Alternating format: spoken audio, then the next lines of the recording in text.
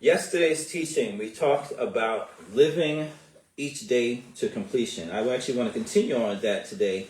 And thank you for watching 10 Minutes at 10 a.m.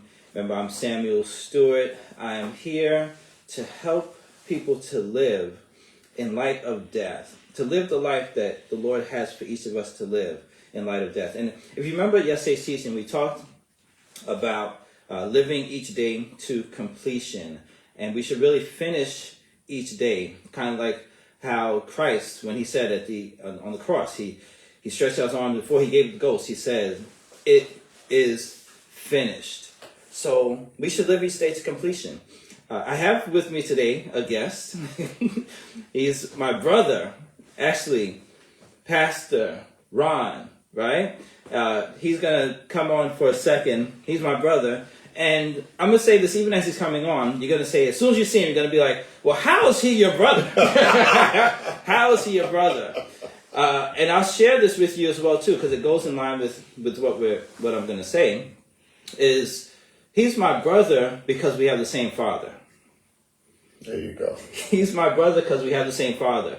And for those of you, even in family situations, maybe you don't have the best family.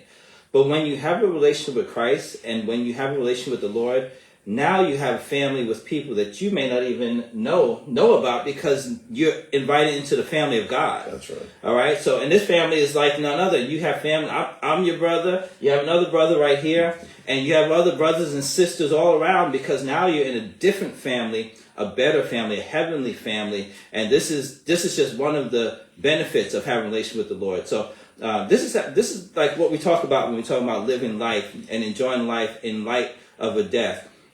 It's not just the death of our impending death that we are mortal beings. We're going to leave this place. So yes, we should live our lives to the best of the ability we can that God gives us the strength to do, and also the death of maybe a loved one. And very much you want to appreciate your loved ones while they're there. But I'll say this too, it's actually living your life in light of the death that Christ died for us and what he affords us to do. So let me go back to what we were talking about. We were talking about living each day to completion and having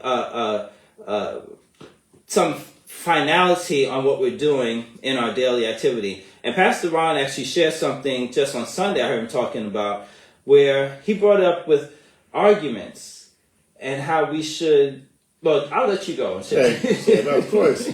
Yeah, my friends, we talked about the fact that Ephesians talks about anger, and that it says in the beautiful King James Version, don't let the sun go down on your wrath. That sounds very flowery and very nice. Until we put it into 21st century English. And what it said is, basically what it's saying is this, make a time limit for your anger. Now that's a whole different ballgame. Yeah. Because there's people that are days, and I'm angry for days and days, and the Bible's telling us, no. If you make a time limit, why? Because there's a reason. And the reason the scripture says is because when you extend it, you give a foothold to the devil. Wow. That's bad. Yeah. You don't want to give the devil anything. So the encouragement is, as tough as it is, make a time limit. But what are you doing to make it that time limit? I mean, you're praying, God, please take this anger away. Wow. You got to work through the trust issues. You got to work through the consequences of that. That takes time. Yeah. But you're talking about coming to completion. Yeah. Let your anger be a completion, but don't let it go. When your head hits that pillow, brother, it should be, that's it. Lord, please, this anger, I will not walk in this. I'm asking you to take it away, and then you deal with that. So I love the idea of the completion. Yeah. But that's the encouragement, people. Let's not let your anger go longer than it needs to. Yeah. I mean, I think a lot of marriages can benefit from doing something like that. Oh, absolutely. Yeah, my marriage, and I'm gonna be honest, I haven't always abided by that. But if I do, we'll have better marriages. Yeah, absolutely. Yeah. Absolutely. Yeah. It's a strength. And when you involve the Lord in it, see, it's like I'm going to get rid of my own anger. It doesn't work. I've been married 34 years. It doesn't work. But when you involve the Lord and you pray, boy, it makes things a whole lot better. Yeah, and you're right. So he has to be involved in every aspect of our marriage, of our lives, and that makes everything better. Yeah. I love the way you put it. So I mean, this is something that you can definitely do for life.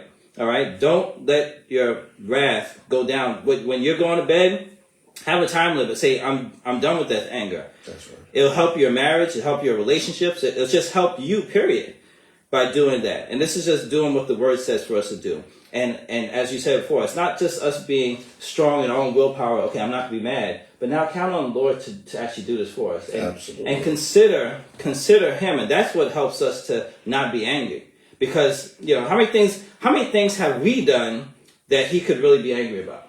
But yet he extends mercy. We're spared from what we rightfully deserve. He extends grace where we now have access to things that we don't qualify for. Yes, right. But he loves us that much. So, let's also in turn do that for other people as well too. So thank you for watching 10 minutes at 10 a.m. I'm with my brother, Pastor Ron. All right, thank you for joining me. Tomorrow we're going to be on again, 10 minutes to 10 a.m. Eastern Standard Time.